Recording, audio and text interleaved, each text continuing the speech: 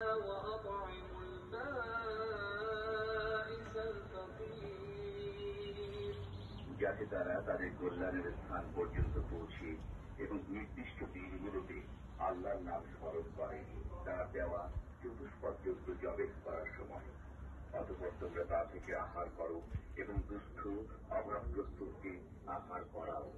ثم ليقضوا تفثهم وليوفوا نذورهم وليطوفوا بالبيت العتيق এরপর তারা যেন দৈহিক ময়লা দূর করে দেয়, তাদের মানত পূর্ণ করে এবং এই সুসুরক্ষিত গৃহের তাওয়াফ করে।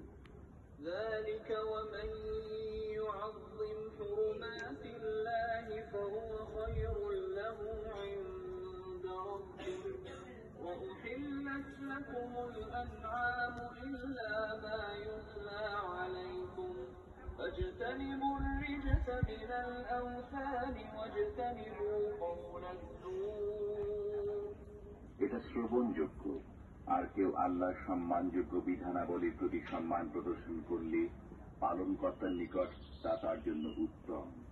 উল্লেখিত ব্যতিক্রমগুলো ছাড়া তোমাদের জন্য চতুষ্পদ জন্তু হালাল করা হয়েছে। সুতরাং তোমরা মূর্তিদের অপবিত্রতা থেকে বেঁচে থাকো এবং মিথ্যা কথন থেকে দূরে সরে থাকো।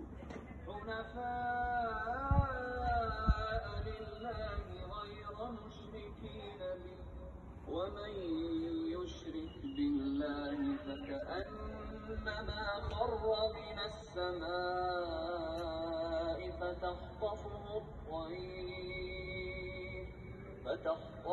الطير أو تهوي به الريح في مكان سحيق আল্লাহর সাথে একনিষ্ঠ হই, তার সাথে শরীক না করি, এবং যে কেউ আল্লাহর সাথে শরীক করল সে যেন আকাশ থেকে ছিটকে পড়ল।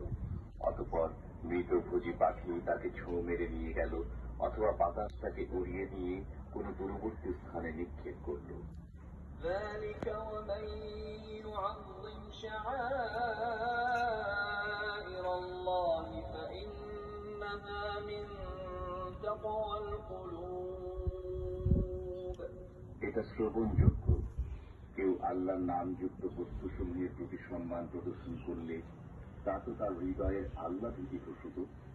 لكم فيها منافع إلى أجل مسمى ثم محلها إلى البيت العتيق চতুষ্পদ জন্তুসমূহের মধ্যে তোমাদের জন্য নির্দিষ্ট কাল পর্যন্ত উপকার রয়েছে, অতঃপর এগুলোকে পৌঁছতে হবে মুক্ত গৃহ পর্যন্ত। ولكل أمة جعلنا منسكا ليذكروا اسم الله على ما رزقهم من بهيمة الأنعام فإلهكم إله واحد فله أسلموا وبشر المخبتين আমি প্রত্যেক উম্মতের জন্য কোরবানি নির্ধারণ করেছি, যাতে তারা আল্লাহর দেয়া চতুষ্পদ জন্তু জবাই করার সময় আল্লাহর নাম উচ্চারণ করে। অতএব তোমাদের আল্লাহ তো